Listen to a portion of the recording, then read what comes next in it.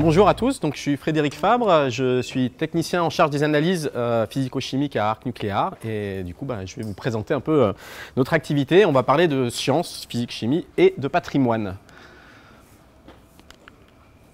Alors je prends mes marques. Donc Arc Nucléaire est une structure assez unique pour ce qui est de la conservation et restauration du patrimoine. On a une spécialité en matériaux organiques. On a d'autres confrères qui travaillent sur les métaux ou d'autres types de matériaux, d'objets du patrimoine. Nous, on fait vraiment l'organique et en particulier le bois.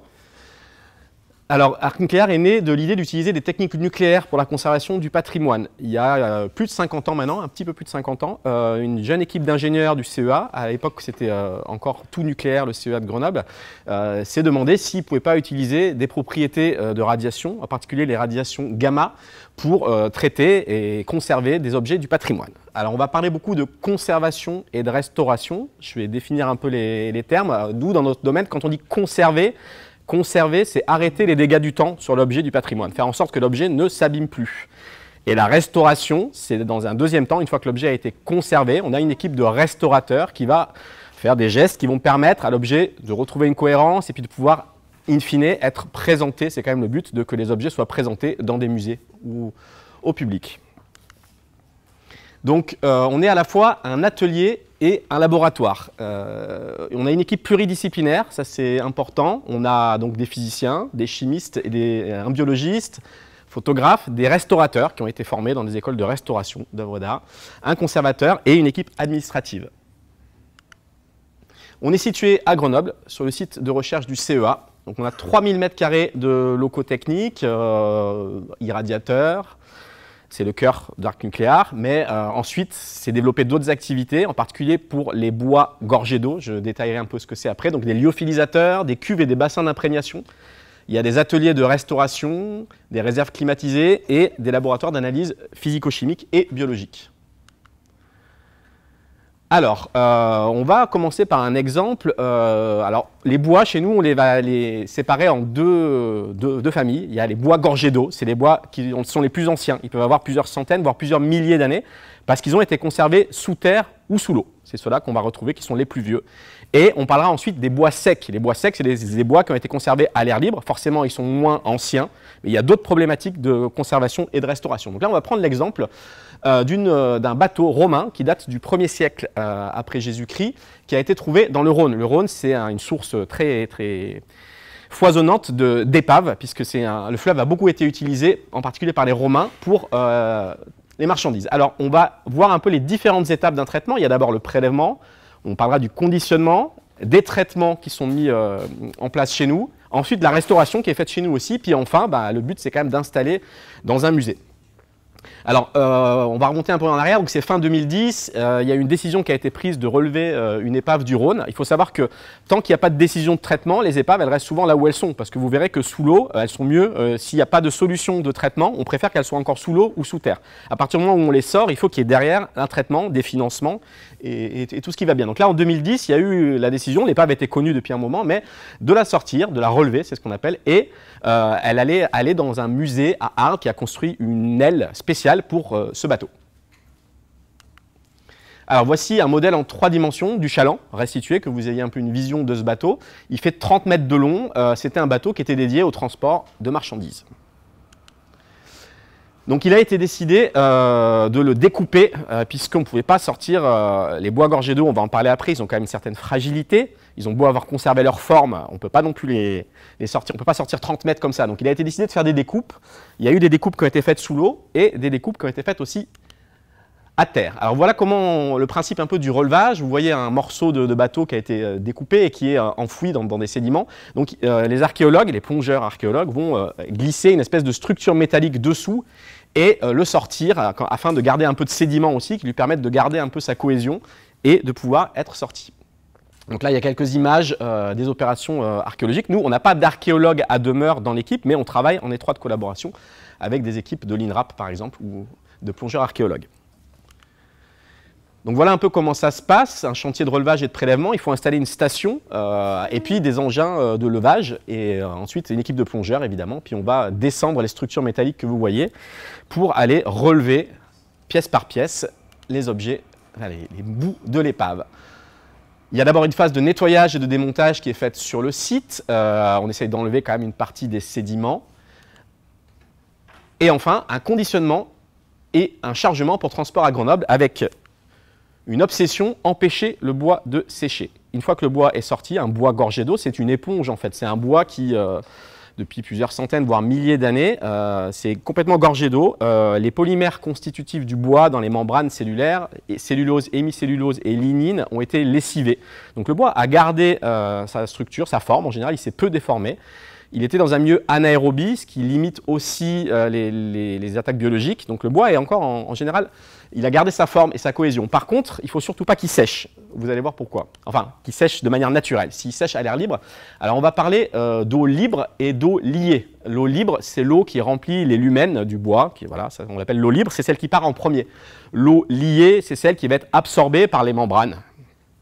L'eau libre, si elle part, normalement, le bois, s'il n'est pas trop dégradé, son volume ne va pas trop diminuer, tant qu'on reste au-dessus du point de saturation des fibres. Mais à partir du moment où on est en dessous de ce point de saturation, on commence à avoir un départ de l'eau liée, et là, on va avoir des phénomènes de rétractation.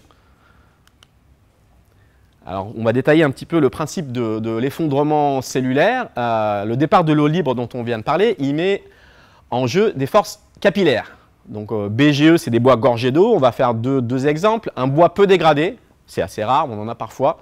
La paroi est restée relativement rigide et vous voyez que quand l'eau libre s'en va, normalement, la structure, la cohésion est encore là. Mais sur les bois très dégradés, la paroi est molle. Et du coup, quand l'eau s'en va par un séchage à l'air, on va avoir un gros phénomène de rétractation et on va perdre la cohésion et la forme du bois. Un bois gorgé d'eau, comme je disais, c'est souvent un bois dégradé avec des parois molles. Et le séchage naturel, là vous avez une image des membranes cellulaires, en bas c'est un zoom au microscope, avec les lumens du bois, etc. Vous voyez que si le bois sèche à l'air libre, on va avoir un effondrement cellulaire. Et ça c'est malheureusement irréversible. Une fois que le bois a perdu sa forme originelle, on peut plus revenir en arrière. Voilà un petit exemple de ce qui se passe. Alors la première, il manque le 6, mais c'est 6 heures. Hein. Voilà, je vous montre un exemple de bois, qui est un bois gorgé d'eau, qui sécherait à l'air libre. Vous voyez que dès 6 heures, il y a des fentes qui apparaissent. Et quand on regarde à 72 heures, non seulement il y a eu des fentes, mais le bois s'est complètement rétracté. On a même perdu jusqu'à 2/3 du volume initial. Et évidemment, on ne veut pas conserver des objets on ne veut pas présenter dans un musée des objets qui auraient été complètement déformés. Donc nous, à Arc Nucléaire, dans les traitements de conservation, on a un traitement qui permet de renforcer la résistance des parois du bois dégradé pour pouvoir ensuite les manipuler et les sécher. Donc on va utiliser un consolidant. Donc comme vous l'avez vu, on va transporter les bois. Ils vont arriver chez nous, ils vont être continuellement arrosés. Même dans les camions de transport, il faut maintenir une certaine humidité. Donc les bois sont arrosés, ils arrivent chez nous, ils sont encore mouillés. Et nous, on va immédiatement les plonger dans des bains qui sont constitués d'eau et de polyéthylène glycol. C'est une résine qui est assez commune et qui est utilisée aussi dans le pharmaceutique et un petit peu l'alimentaire. Elle est soluble et nous on fait des solutions entre 20 et 35%. Et on va faire tremper ces objets dedans. La durée d'imprégnation est assez longue, on parle à peu près 8 mois. Il y a une réaction très lente, c'est un échange osmotique qui va se passer petit à petit. L'eau qui est contenue dans ce bois gorgé d'eau, l'eau qui est donc de l'eau libre et aussi l'eau liée, elle va être remplacée par l'eau et la résine, c'est important. À la fin, au bout de 8 mois, on n'aura non plus un bois gorgé d'eau, mais un bois gorgé d'eau et de résine. La résine aura pénétré jusque dans les membranes du bois. Et ensuite, une fois qu'on est sûr que l'imprégnation... Alors on va jouer sur la concentration aussi, on va commencer par une concentration plus faible et on va faire augmenter progressivement la concentration du bain, de 20 à 35, pour être sûr que les fibres sont bien remplies de cette résine. Et ensuite, on va utiliser le traitement de conservation, c'est le séchage par lyophilisation. Ça marche très bien. La première chose qu'on fait dans un lyophilisateur, c'est qu'on congèle. La congélation rapide, elle permet de figer l'objet et garder la forme de l'objet. L'objet est congelé, on va avoir un glaçon qui va être du bois et un glaçon d'eau et de résine. J'insiste sur le fait que la résine est toujours là. La durée de lyophilisation, c'est à peu près 1 mois et demi. Alors nous, volontairement, on fait une lyophilisation très lente. Les gens qui viennent réparer les machines, qui sont habitués aux lyophilisateurs industriels, ils sont toujours un peu surpris de la manière dont on utilise. Dans l'industrie, les lyophilisateurs, c'est utilisé pour l'agroalimentaire, pour le pharmaceutique. Ils essayent de faire le plus vite possible pour des histoires de rendement. Nous, on veut enlever l'eau, mais le plus lentement possible. Donc on fait des durées de traitement d'1 mois et demi à peu près. Donc qu'est-ce qui se passe dans un lyophilisateur? Eh bien la première phase, on congèle, et ça dure une demi-journée. C'est très rapide. Le but, c'est de congeler le plus vite et d'arriver à -20. Au préalable, il y a des capteurs de température qui ont été placés, quelques-uns, dans les objets les plus massifs. On essaye éventuellement, on perce une petite... pour pouvoir insérer un thermocouple au cœur de l'objet. Et on surveille aussi la température ambiante dans le lyophilisateur. Une fois qu'on a congelé, eh bien, le but, ça va être de passer directement, c'est de la sublimation, on passe de l'eau glace à l'eau vapeur, et pour ça, on va tricher un peu avec on va déplacer le point triple, on va faire du vide. Donc, on met le lyophilisateur sous vide, on est à peu près à 0,2 millibar, et on va, à cette pression, l'eau va tout de suite se transformer en gaz et sortir doucement. C'est pour ça qu'on fait des réglages lents, c'est-à-dire que l'eau va partir doucement sous forme de vapeur, et elle va être piégée par des pièges froids qui sont sur le côté du lyophilisateur, et du coup elle va recondenser, l'eau va se resolidifier sous forme de glace dans le piège froid. Donc elle va sortir des objets, sortir du lyophilisateur parce qu'elle est entraînée par les pompes et bloquée dans les pièges froids avant les pompes. On a 2 pièges froids, ce qui nous permet de passer de l'un à l'autre pour qu'ils ne soient pas remplis complètement. Si on voit qu'il y en a un qui est presque rempli, on bascule sur l'autre, ça permet d'avoir un traitement en continu. Quand la température de l'objet est passée au-dessus de 0, on considère qu'il n'y a plus de glace dans l'objet, donc l'objet, on peut le sortir, et il a gardé sa forme initiale, et c'est plus un bois gorgé d'eau du tout, il n'y a plus d'eau, c'est la résine qui a resolidifié, évidemment, puisqu'il n'y a plus d'eau, et qui a pris la place dans les membranes cellulaires et qui permet d'avoir une cohésion. Alors, quelque chose d'important, c'est que c'est un traitement qui est réversible. Dans la conservation et restauration du patrimoine, la déontologie veut que au maximum, on fasse des traitements réversibles parce qu'on ne sait pas encore si les enfants de nos enfants trouveront des traitements plus performants que les nôtres. On a souvent peu de recul sur la durée de vie des traitements qu'on met au point. Que seront les objets dans 200 ans? Est-ce que les traitements qu'on a faits seront suffisants? Donc on essaie de faire des traitements qui soient réversibles. Ce traitement est un bon exemple, il est réversible. Alors on l'a fait en laboratoire sur des petits objets. Si on remet un bois qui serait solidifié avec de la résine, il va rendre sa résine dans l'eau et l'eau va reprendre la place et on va avoir un objet gorgé d'eau. On ne l'a jamais fait sur des objets massifs parce que ça n'a pas d'intérêt actuellement, mais en théorie, en tout cas, c'est un traitement réversible. Alors, lors du relevage, il y a quand même eu une petite surprise, c'est que dans le bateau, il y avait 2000 clous en fer pour l'assemblage de tous les éléments. C'est commun, hein, on travaille souvent sur des objets qui sont, on dit, composites, bois et métal. Alors, le fer, il nous embête. Il nous embête pourquoi? Quand on est sous terre, quand l'objet est en milieu anaérobie, ce n'est pas trop un problème. Le fer va se diffuser lentement dans le bois. Et il y a une chimie avec le fer et le soufre qui est un peu complexe et il va pouvoir se former un sulfure qu'on n'aime pas trop qui s'appelle la pyrite. Tant qu'on est sous l'eau, la pyrite peut se former dans l'objet. Ce n'est pas gênant et ça ne va pas abîmer l'objet. Le problème, ça va être quand on va sortir cette pyrite à atmosphère. La pyrite ne va pas aimer du tout. Les cristaux de pyrite en milieu anaérobie ne posent pas de problème. Mais à l'air et à l'humidité, la pyrite, elle se déstabilise et elle forme un acide sulfurique et un oxyde de fer. Et en plus, c'est une réaction qui s'auto-entretient, qui fait que plus on va laisser dans des conditions air et humidité, plus le bois va s'acidifier. Vous voyez en bas une grosse tache blanche, ça c'est de l'acidification. Et si on ne fait rien, ça va s'étendre progressivement. On arrive à des bois à avoir un pH de 2. Donc autant vous dire que le bois, ça va l'abîmer, l'attaquer. Et on a aussi des dégradations à l'intérieur du bois, évidemment. Donc là, vous voyez en haut un exemple un peu au MEB de pyrite, on le reconnaît bien, c'est une bipyramide, donc ça nous donne un premier indice. Alors comment on fait pour caractériser la pyrite? Ça c'est mon travail. On va utiliser deux choses. La première chose, la plus rapide, c'est un MEB, donc on a un MEB...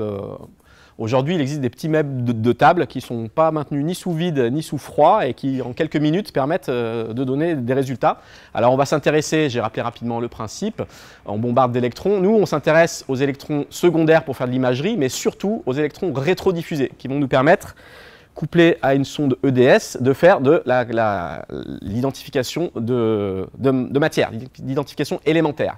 Donc, les premiers indices, ça va être déjà la forme. Là, on se dit, ah, il y a du fer et du soufre. La forme, c'est des bipyramides. Et en plus, on a une stoichiométrie qui est proche de 2 soufre pour un fer. Bon, ça sent pas bon. On se rapproche de la pyrite. Mais le juge de paix, c'est quand même la DRX. Voilà, ici, on voit une DRX.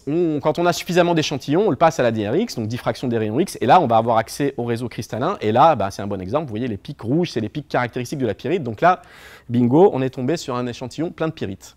Donc, qu'est-ce qu'on fait quand on sait que les échantillons sont pleins de pyrite?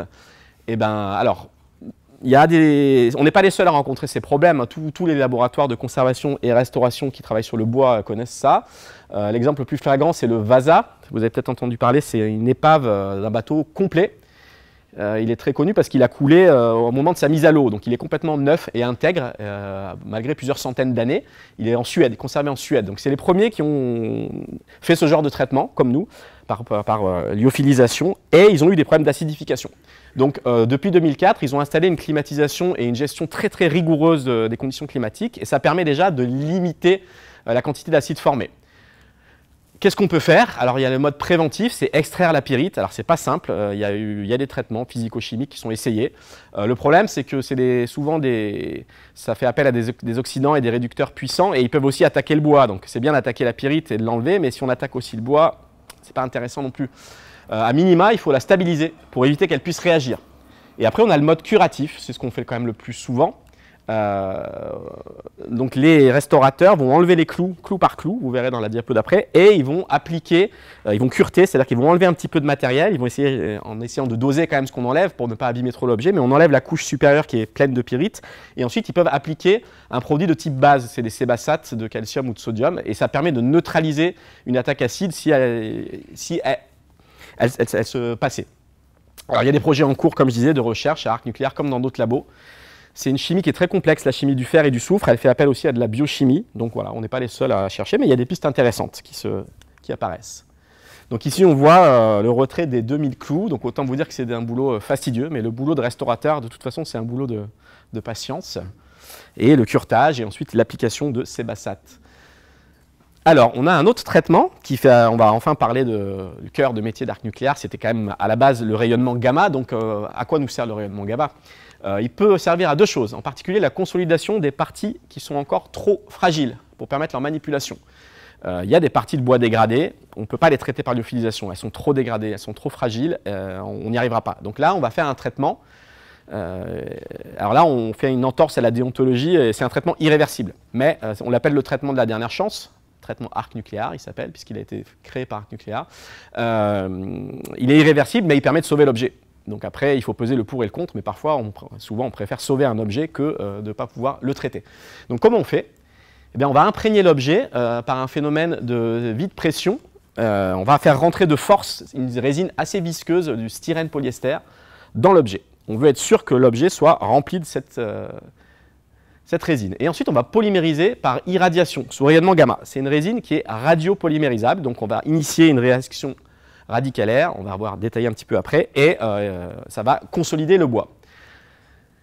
Voici une image de collègues qui sont en train de placer. Alors ils ont des masques parce que le styrène polyester, contrairement à la résine de tout à l'heure, c'est une résine qui est toxique. Du coup, sous forme de monomère, elle est toxique. En tout cas, une fois polymérisée, elle ne l'est plus. Mais du coup, il y a toujours des précautions qui sont prises quand elle est utilisée. Alors, notre irradiateur, le fameux irradiateur d'Arc Nucléaire. C'est le seul au monde qui soit dédié exclusivement au patrimoine. Il existe plein d'autres irradiateurs dans le monde, hein. Il y a des irradiateurs industriels, c'est beaucoup utilisé par exemple pour stériliser le matériel médical ou des choses comme ça. Nous, la spécificité du nôtre, il est beaucoup plus petit, c'est un peu comme un outil pilote, il est beaucoup plus malléable, on peut faire plein de choses avec et il est dédié au patrimoine. Donc comment ça se passe? Eh bien, on a des sources de cobalt 60 elles sont scellées. Donc le cobalt 60, il va émettre non-stop, hein, il n'est pas content d'être 60, il va avoir tendance à vouloir redevenir du nickel 59. Et pour ce faire, il va émettre en continu du rayon gamma. Alors ça baisse au fur et à mesure du temps, c'est pour ça que tous les 5 ans, il y a un renouvellement du tiers des sources afin de garder un débit de dose à peu près constant. Alors pour vous donner des chiffres, l'irradiateur dans la piscine, les sources, pardon, on est à 2000 Tbq. Mon collègue me dit qu'actuellement on est à 2400. En fait, ça dépend à peu près de quand ça a été renouvelé. Et un débit de dose actuel qui est de 1 kg par heure à 50 cm.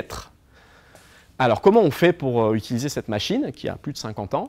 Eh bien les sources, elles sont gardées au fond d'une piscine qui fait 4 mètres. L'eau, vous verrez dans le slide d'après, l'eau c'est un excellent, ça stoppe les rayons gamma, donc au-delà de 4 mètres, nous si on est ici au bord de la piscine, si on met un dosimètre, il n'y a pas plus de rayons gamma que dans l'atmosphère normale à Grenoble. C'est l'eau qui nous protège, donc quand on n'utilise pas les sources, elles continuent d'émettre non-stop bien sûr, mais elles sont au fond de la piscine. Mes collègues peuvent à ce moment-là aller insérer dans la cellule, alors la cellule est en béton, c'est des murs d'1 mètre avec une porte d'1 mètre aussi, ils vont aller mettre les objets. C'est extrêmement sécurisé, c'est des procédés, ça date de la sécurité du nucléaire, donc il n'y a aucun moyen que personne ne s'enferme dedans, il y a des systèmes de double clé, etc. de sécurité. Une fois que les caisses d'objets sont placées, les collègues vont sortir et par un système les sources sont montées sur un rail, elles vont monter et elles vont émerger dans la cellule. Vous voyez que l'eau arrive à fleur dans la cellule, donc les sources sortent et elles irradient les objets. Mes collègues ont fait des calculs pour savoir à combien de centimètres et combien de temps. Voilà, ils ont des logiciels pour simuler ça. Et parfois, on est obligé de tourner les objets pour que la radiation soit homogène. Voilà, on va parler un petit peu de rayons gamma. Donc c'est un rayonnement de même nature que le visible, mais en beaucoup plus énergétique. On voit, c'est après les ultraviolets, après les rayons X. On a les rayons gamma ici. Alors quelles sont les propriétés des rayons gamma et pourquoi on utilise ces rayons? Donc c'est un rayonnement qui est nucléaire, qui est émis par des sources radioactives et qui accompagne la désexcitation des noyaux lors de leur modification. C'est rayonnement gamma. Alors contrairement au rayonnement alpha et bêta, donc c'est un rayonnement qui est ionisant, donc il est capable d'arracher des électrons aux atomes qu'il traverse. Il occasionne des modifications moléculaires, mais il ne génère pas de radioactivité. Un objet qui a été exposé au rayon gamma, une fois qu'il est sorti, il n'est pas radioactif, il ne réémet pas de rayon gamma. Le rayonnement est pénétrant, alors ça c'est une des propriétés qui nous intéresse, il permet d'aller au cœur des objets massifs. Vous voyez ici qu'il est quand même stoppé par différentes choses, l'eau qui marche bien, béton, acier et plomb. Donc pour se protéger, ça va être ces matériaux-là qu'on va utiliser. Et enfin, une autre propriété dont je vais parler aussi, c'est un rayonnement qui produit des effets biologiques. Sur son action sur certaines molécules du vivant, elle peut entraîner la mort des cellules et la mort de l'organisme touché parce qu'elle agit directement sur l'ADN.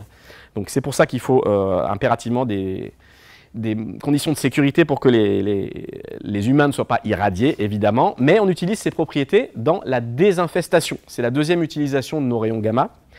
Dans les bois secs dont on parlera à la fin de la présentation, les bois secs, ça va être particulièrement des statues polychromes qui nous arrivent pour restauration et études. On ne veut absolument pas qu'elles soient, elles vont souvent être pleines d'insectes, hein, on ne veut absolument pas qu'il y ait des insectes qui rentrent à arc nucléaire et qui contaminent tous les autres objets. Donc la première chose qu'on fait avec un objet en bois sec, c'est qu'il est irradié, c'est assez rapide. La dose est assez forte, les insectes sont bien plus résistants et les champignons que nous. Nous, la dose létale, je crois qu'on est à 4 kg et non, beaucoup moins que ça. 4 kg c'est les insectes, 10 kg c'est les champignons et nous on est à 0,1 je crois. Donc c'est vraiment beaucoup plus résistant que nous. On est obligé de mettre une forte dose, mais ça permet d'avoir des objets ensuite qui sont indemnes et qui peuvent rentrer dans les ateliers sans contaminer les autres. Donc voilà un petit peu pour la nature et les effets du rayonnement gamma. Alors qu'est-ce qui se passe quand on irradie cette fameuse résine? On a un monomère ici, c'est un polyester insaturé qui est en solution dans du styrène et par radiopolymérisation, on va créer une réaction radicalaire et c'est une réticulation qui va se former. Donc on va créer un réseau réticulé en 3 dimensions et on va obtenir un plastique dur. Donc l'objet va garder sa forme, il va par contre être beaucoup plus lourd que l'objet initial parce que la résine est assez dense, mais au moins il va être figé pour longtemps. Alors ensuite, on revient sur cette barge, puisqu'on a vu maintenant comment elle avait pu être traitée, d'abord par lyophilisation, par irradiation et styrène polyester pour les parties les plus dégradées.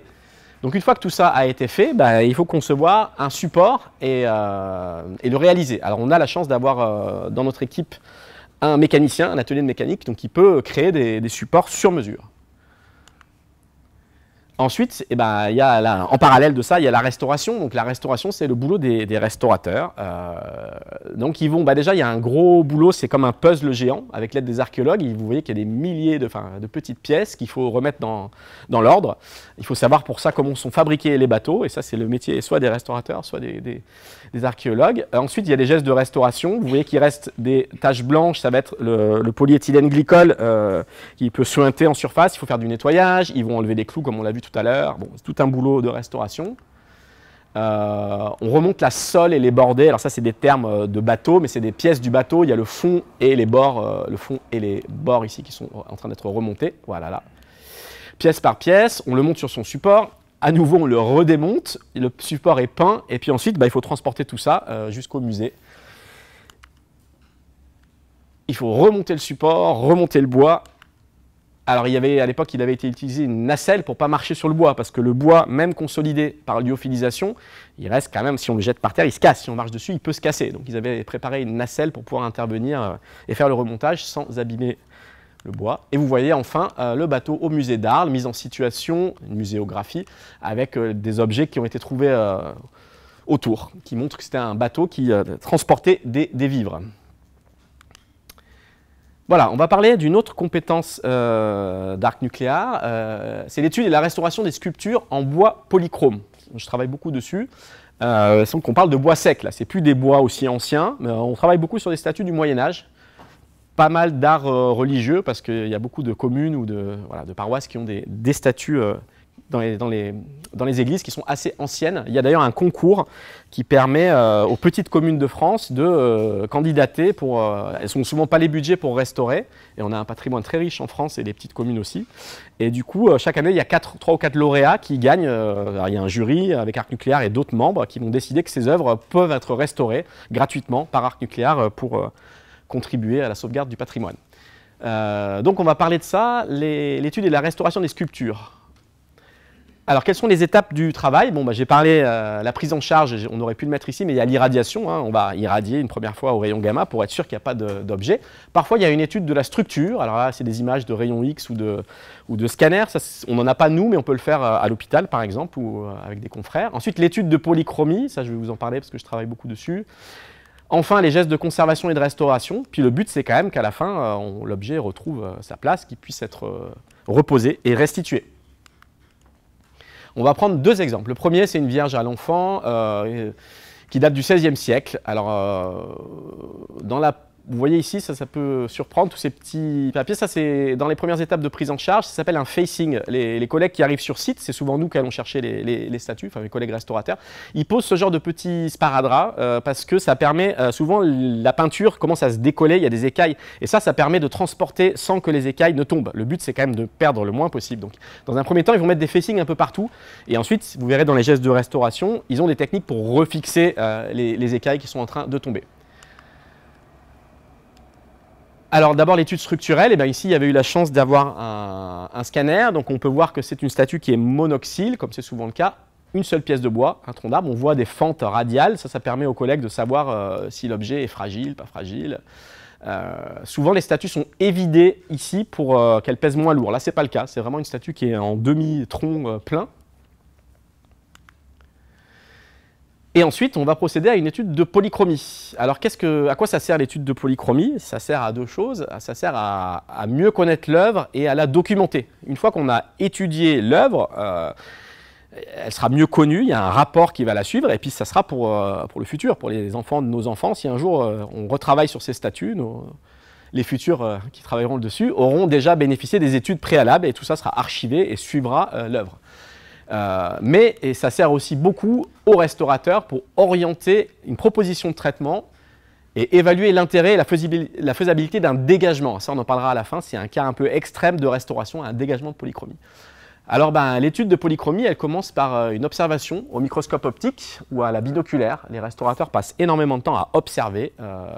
On met aussi parfois de la lumière rasante, ça permet de faire apparaître des détails qu'on ne voyait pas à l'œil nu, ou des UV, ça peut permettre de faire fluorescer. Il y a certaines matières qui fluorescent, donc ça permet de les localiser. On essaie de faire le maximum au début sans prélever. Ensuite, on passe au prélèvement. Donc mes collègues restaurateurs vont faire à différents endroits de la statue, qui est le plus discret possible, ce qu'on appelle une fenêtre. Ils vont ouvrir une petite fenêtre, ils vont gratter comme un escalier, parce que vous vous doutez qu'on ne voit que la couche, la dernière, le dernier repeint, mais les statues ont souvent été repeintes plusieurs fois. Parfois on a trouvé jusqu'à 8 repeints, souvent c'est 2, 3, 4. C'est des statues qui étaient les statues dans les églises, peut-être tous les 100 ou 200 ans, la paroisse disait « Ah bah tiens, la peinture s'abîme, il faudrait remettre un coup de peinture » et c'est plus le même artiste, il n'a plus forcément les mêmes sensibilités, les mêmes goûts. Vous verrez que les couleurs peuvent drastiquement changer, on peut avoir des surprises, on peut trouver des choses étonnantes dessous. Donc pour savoir ça, la première chose que font les restaurateurs, ils vont ouvrir des petites fenêtres discrètes et ils vont gratter marche par marche. Ils vont faire apparaître la couche du dessous, puis la couche du dessous, puis la couche du dessous, puis la couche du dessous, jusqu'au bois. Et ils vont prendre des notes. Alors là, la fenêtre, je n'ai pas mis d'échelle, mais c'est peut-être 2 mm, hein, c'est petit et c'est dans des endroits discrets. Ils vont pouvoir faire une première ébauche de ce qu'ils appellent un schéma coloré. Là, ils estiment que la statue a été repeinte 2 fois. Voilà la peinture originale, et le premier repeint et le deuxième repeint.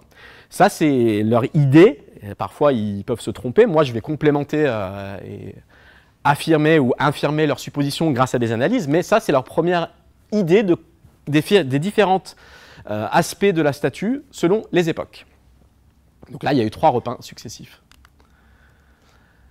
Alors, l'étude de polychromie, moi je vais utiliser plusieurs techniques d'analyse, le MEB EDS, on en a déjà parlé, donc l'échantillon est bombardé par un faisceau d'électrons et grâce aux électrons rétrodiffusés et à la sonde EDS, j'ai accès aux minéraux qui composent les couches de peinture. Et c'est intéressant parce que les minéraux dans les peintures, ça a 2 rôles. Il y a des minéraux qui servent de charge. La charge, ça donne un peu le pouvoir couvrant dans une peinture. Et puis il y a les pigments. Et ça nous intéresse beaucoup. Ça explique pourquoi c'est bleu, pourquoi c'est rouge. C'est souvent des minéraux et des métaux lourds en particulier. Ce qui nous facilite un peu le travail, c'est que nous, on travaille beaucoup sur des statues moyenâgeuses ou fin du Moyen-Âge. Et à l'époque, les peintres n'avaient pas à leur palette toute la chimie qu'il y a aujourd'hui. Et c'est beaucoup plus compliqué sur la chimie moderne. Là, les peintres, ils avaient peut-être 4 sortes de bleu, 3 sortes de vert et 4 ou 5 sortes de liant. Ça nous facilite le boulot pour identifier les différents composants. Alors, mon échantillon que j'aurais prélevé, on en reparlera après, donc on va prendre un échantillon de la taille d'un gros grain de sucre, à peu près, on essaie de prendre le moins possible. Je vais le prendre avec un scalpel, là où les restaurateurs me suggèrent de le prendre, moi je serais bien incapable de prendre les jeux. C'est là où on est très complémentaires, c'est vraiment une synergie entre le restaurateur et le scientifique qui travaille avec. Il faut en prendre le moins possible, mais aux endroits le plus représentatifs. Donc en général, c'est 8 ou 9 entre 8 et 10 par statue. On essaie de ne pas en prendre trop, puisque c'est destructif. Quand on prend un échantillon, on ne le remet pas après, mais bon. Donc cette écaille, je vais la poser dans une résine transparente, je vais l'emprisonner, je vais refaire couler la même résine, il va être englobé dans une résine transparente, puis je vais la polir et le regarder par la tranche. Et on va révéler l'écaille en coupe. Voilà un exemple de coupe. Donc ici, on voit il y a une très grosse couche blanche, c'est une couche de préparation, c'est un peu comme quand on peint un mur chez soi, on met une grosse couche de préparation pour gommer les défauts du bois. Et ensuite, on voit il y a plusieurs couches. On voit un rouge, on voit une feuille métallique, on voit une autre couche. Donc ça donne déjà une première image. C'est une image au microscope optique. Les restaurateurs sont contents de voir ça. Ça leur permet déjà de savoir s'ils ont imaginé bien comme il faut ou pas. Et puis, ensuite, il y a le MEB. Cet échantillon, je le passe au MEB. Et là, c'est une image en contraste chimique. Donc, plus c'est foncé, plus c'est des atomes légers, plus c'est clair, plus c'est des atomes qui sont lourds. Et on voit assez bien, avec des carreaux, avec des répartitions par éléments, on arrive très bien à voir des grains, ici des grains de calcium, on arrive très bien à voir la feuille métallique. Et on peut même pointer, c'est le cas là-haut, j'avais pointé sur la feuille métallique. Mon collègue m'avait dit, c'est certainement une feuille d'or, mais c'est là où on est complémentaire, c'est que moi je vais lui dire, oui, il y a de l'or, mais il est coupé avec de l'argent et du cuivre.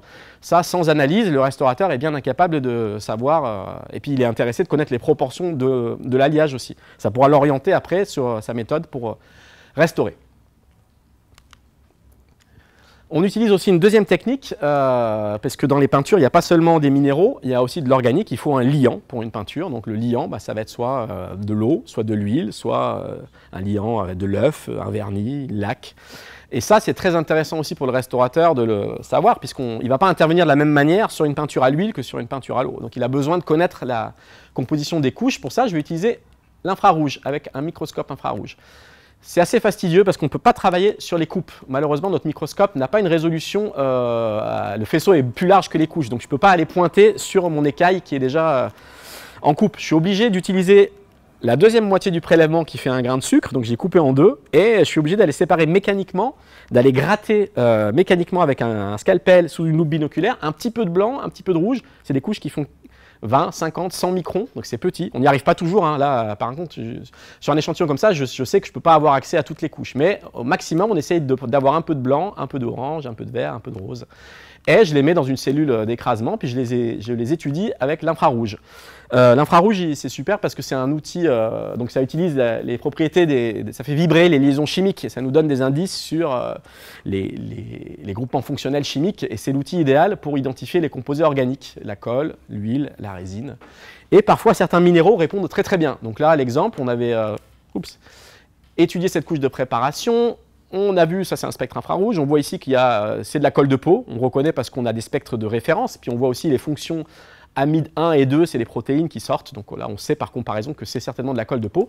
Et coup de chance, on a aussi le sulfate de calcium, il a une très belle signature en infrarouge, et là on voit que les pics correspondent bien, les pics bleus, les pics rouges.